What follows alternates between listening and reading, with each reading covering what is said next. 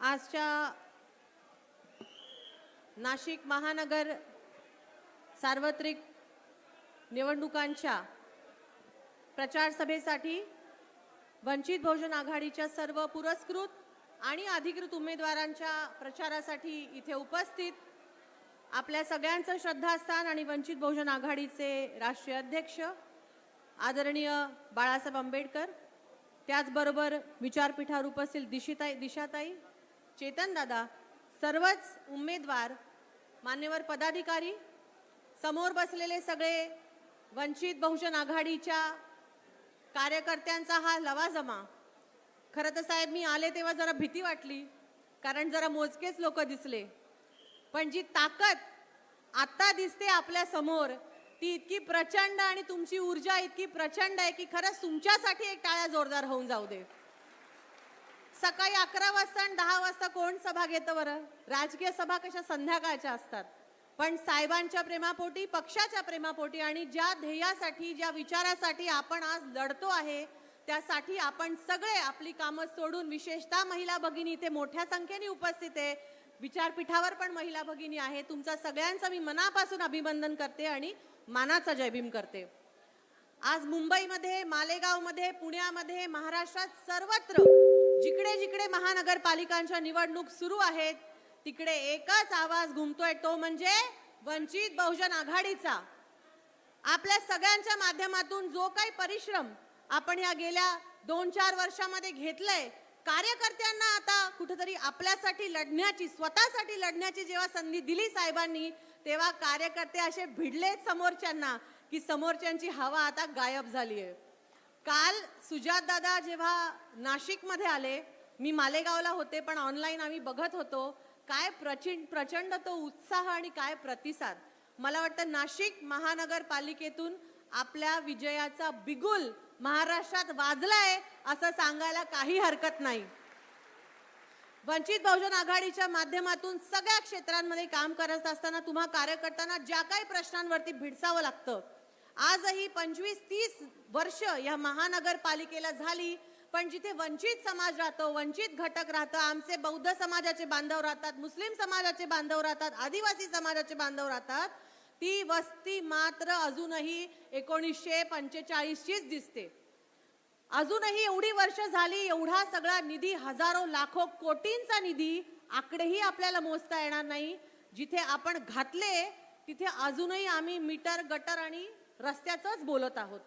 आमच्या मुलांच्या शिक्षणाबद्दल कोणी बोलत नाही, आमच्या महिलांना कामाला हात देण्याबद्दल कोणी बोलत नाही, युवकांमध्ये एवढी मोठी बेरोजगारी जी प्रचंड आपल्यामध्ये आहे त्याच्याबद्दल कोणी बोलत नाही।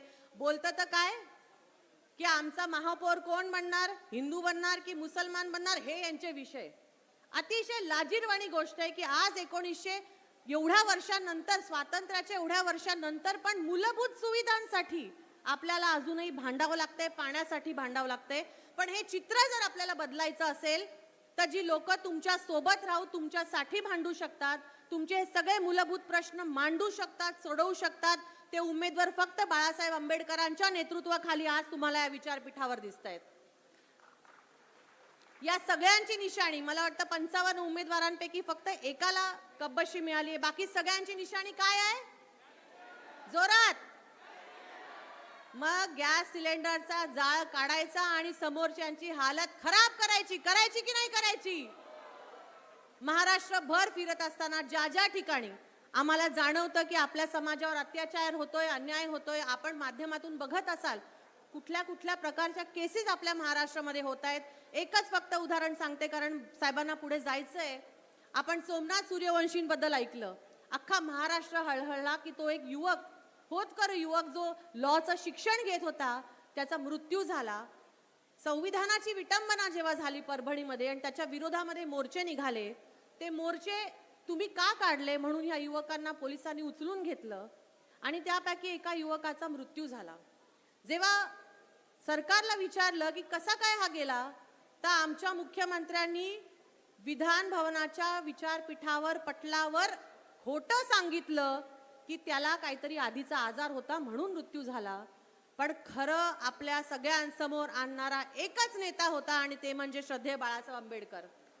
पोलिसांना भाग पाडलं की पोस्टमॉर्टमचा रिपोर्ट जेव्हा पुढे आला आणि समजलं की त्याला पोलिसांच्या मारहाणीमध्येच त्याचा मृत्यू झाला, तेव्हा ती केस लढण्यासाठी काळा कोट घालून आपल्या छातीचा त्याच्या समोर आपला एक बंदोबस्त करून बाळासाहेब आंबेडकर कोर्टामध्ये उतरले आणि त्या मातेला त्यांनी न्याय मिळवून दिला. किमान त्या पोलिसांवरती FIR लॉन्च झाली. हे फक्त आणि फक्त वंचित बहुजन आघाडीच करू शकते, हे तुम्ही लक्षात ठेवा.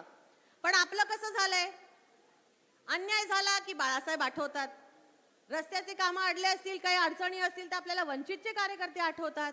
पण जेव्हा मतदानाची वेळ येते तेव्हा आपण इकडे तिकडे शोधायला लागतो. पण अजिबात नाही, यावेळी सगळा बहुजन, सगळा आंबेडकरवादी समाज वंचित बहुजन आघाडीच्याच बाजूने उभे राहणार. हा निर्धार आता महाराष्ट्राने केलाय आणि तोच निर्धार आपल्याला नाशिकमध्ये पुढे घेऊन जायचा आहे. साहेब आज येत असताना बातम्या बघत होते. आपल्याला सगळ्यांना आठवत असेल की बदलापूरमध्ये 1 वर्षाआधी एक केस झाली होती, जिकडे का तिसरीतल्या छोट्याशा लेकराचं लैंगिक शोषण झालं. अख्खा महाराष्ट्र रडला.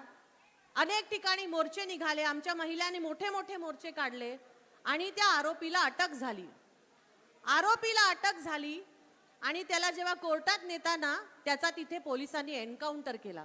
म्हणजे खरं काय झालं, कोण आरोपी होता, खरंच तो आरोपी होता की नाही हे अजून जनतेसमोर आलं नाही. आणि आज येताना टीव्हीवरती बातम्यांवरती आणखीन एक घृणास्पद बातमी बघितली की त्या खटल्यामध्ये जो सह आरोपी होता, आपटे नावाचा एक माणूस आहे, बदलापूरच्या त्या शाळेचा तो संचालक आहे, तो आपटे आज तिथे बीजेपीच्या बदलापूर महानगरपालिकेमध्ये स्वीकृत सदस्य म्हणून घेतला. जो त्या बलात्काराच्या केसमध्ये सह आरोपी, अशा माणसाला तुम्ही स्वीकृत सदस्य म्हणून घेता. फक्त लाडकी बहीण तोंडापुरती बोलता, पण जेव्हा महिलांचा सन्मान करण्याचं गोष्ट येते, जेव्हा त्यांना वाचवण्याची गोष्ट असते, तेव्हा त्यांच्याच विरोधात जो काम करतो, ज्यांचा विनयभंगामध्ये बलात्कारामध्ये आरोपी आहे, अशा लोकांना तुम्ही पदावर घेता. ही आहे बीजेपी आणि हा त्यांचा खरा चेहरा आहे. खरं ह्या निवडणुकीच्या माध्यमातून हे जे तिघाडी सरकार महाराष्ट्रामध्ये आहे ना, त्याचा खरा चेहरा समोर आलाय. पुण्यामध्ये गेलो की अजित पवार बीजेपीला शिव्या देतात, बीजेपी अजित पवारांना शिव्या देते. 75,000 कोटींचा घोटाळा परत अजित पवारांचा आता भाषणांमध्ये ऐकू येतो. मुंबईच्या सगळ्या प्रचारामध्ये आम्ही बघितलं की बीजेपीचीच लोक एकनाथ शिंदेंचा 50 खोके एकदम ओके असा उल्लेख करतायत. म्हणजे सत्ता जेव्हा हवी असते तेव्हा तुम्ही सगळ्या गोष्टी विसरून एकत्र येता आणि खोटं बोलून तुमचं सरकार चालवता. पण जेव्हा वेगळे लढता तेव्हा तुमचं खोटं रूप आमच्या सगळ्यांसमोर नागडं होतं आणि हे रूप आता आपल्याला लक्षात ठेवायचं आहे. 3 पक्ष एका बाजूला. आज बघितलं आपण नाशिकमध्ये काय झालं. प्रयत्न केले आपण की आघाडी व्हावी, पण सन्मानपूर्वक व्हावी. मुंबईमध्ये जसं सन्मानपूर्वक आघाडी झाली तशी नाशिकमध्ये व्हावी, पण झाली नाही. लाथ मारली त्या आघाडीला आणि एवढे सगळे उमेदवार तुम्ही स्वतःच्या बळावर उभे केलेत. ही ताकद आहे आणि ही ताकद आपल्याला आता महानगरपालिकेमध्ये दाखवायची आहे. आपलं भीमाचं लेकरू एकटंच लढतंय हो, जरा उभे राहा त्यांच्या मागे, त्यांची ताकद बनणार की नाही. पूर्ण वर्ष लाडक्या बहिणी बना, हरकत नाही. आपलेच पैसे आहेत ते, कोणाच्या बाच्या घरचे नाही. भाऊचे बना, देवा भाऊचे बना, अजितदादांचे बना, कोणाचेही बना, पण मतदान करताना मात्र भीमाची वाघीण यावेळेस तुम्ही व्हायचं आहे. एवढा शब्द बाळासाहेबांना द्या आणि इथून जा, एवढीच विनंती करते आणि थांबते. जय भीम, जय महाराष्ट्र, जय शिवराय, जय संविधान.